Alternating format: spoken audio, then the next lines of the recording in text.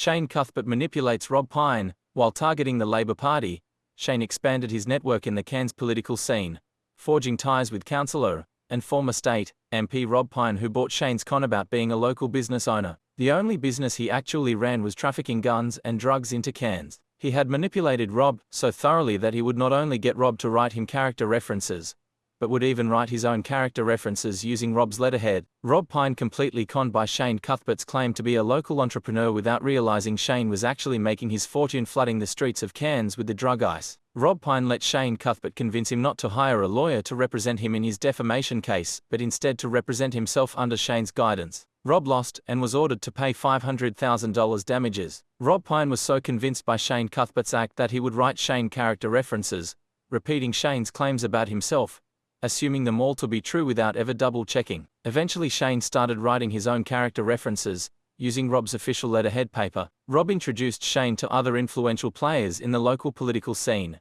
including former magistrate Pat O'Shane. Fueled by a growing obsession with political influence, Shane became convinced he could get himself elected, at least at the local level. During this time, Rob Pyne was facing a defamation lawsuit in the Supreme Court. Shane persuaded him that he didn't need to engage a qualified lawyer, and could represent himself, with Shane acting as a Mackenzie friend, an unofficial courtroom support person. Throughout the trial, Shane offered advice that Rob believed to be helpful, but which ultimately undermined his case. Shane would use every court attendance through Rob Pyne's trial to get photo opportunities. That was until Rob lost. Then suddenly Shane was nowhere to be seen. Many suspect Shane's guidance was deliberately misleading, part of a pattern of sabotage and manipulation seen throughout his history. The case dragged on before Rob ultimately lost, and was ordered to pay the plaintiff's legal costs, amounting to $500,000. Whether Rob ever realized that Shane had been intentionally sabotaging his defense remains unclear. Shane Cuthbert talking about Rob Pyne behind his back, saying that he could be pressured into going along with anything as he's desperate for supporters. Shane says that multiple people have tried to warn Rob about him, which has been laughed off. Shane insists that if Rob knew he had used the identity of his disabled friend to fraudulently register his fake domestic violence anonymous charity,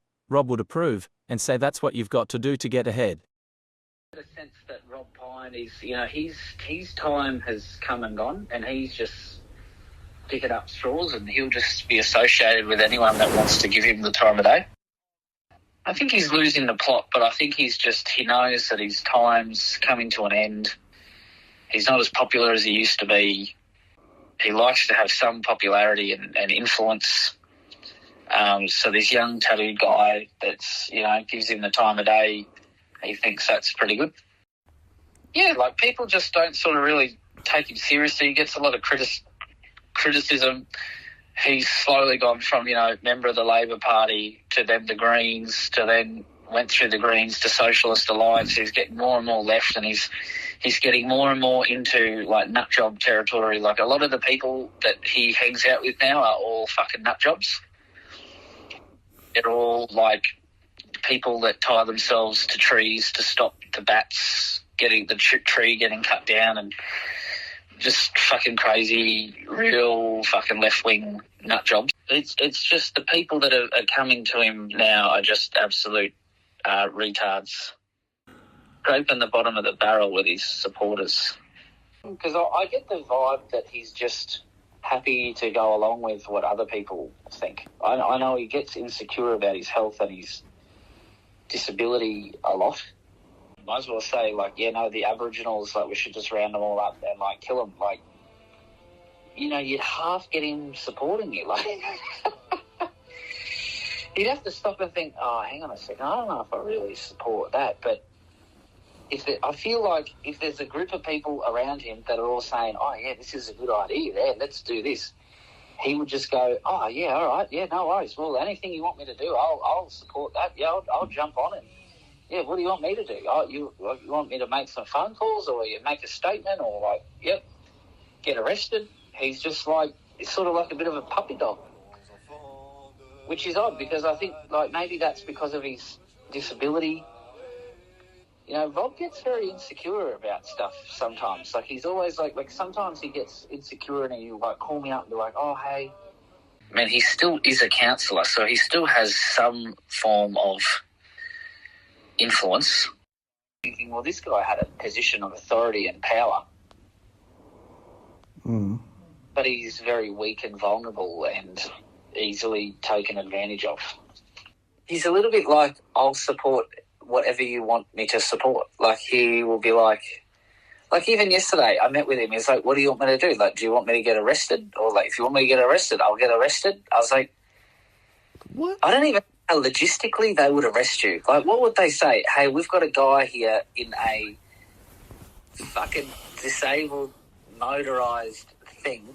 Like, what would they do? Would they have to take his body physically and lift him up, out, and put him in the back of the paddy wagon? Or, like, would they be like, hey, sir, can you follow us? Like, what if you refused? Like, how do you arrest someone that is a quadriplegic?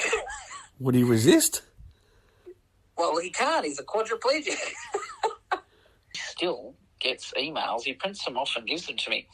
He still gets emails from anonymous people saying, oh, did you know Shane Cuthbert, like, he's a rapist and he, like, cheese-grated his wife's face, and, you know, makes explosives, and he's a gangster, and, oh, he's got these charities. And you know what he does with the charities is he uses them to launder money. He launders money through his charities. So he's a gangster that uses the charities, but he's really just, they're a facade for laundering money. And, you know, he's ripping off the NDIS, you know, because you're disabled, and, you know, Shane, he rips off charities on the NDIS. He gets various things regularly. Like, if you told him that, for example, I don't know, you started Domestic Violence Anonymous by including a board of directors member who is disabled himself and doesn't know what the hell's going on, would he be like, oh yeah, no, that's just what you do? Or would he be like, oh, what? He would. I honestly think he would. He'd just be like, yeah, that's what you got to do. You just got to get ahead. You got to do it.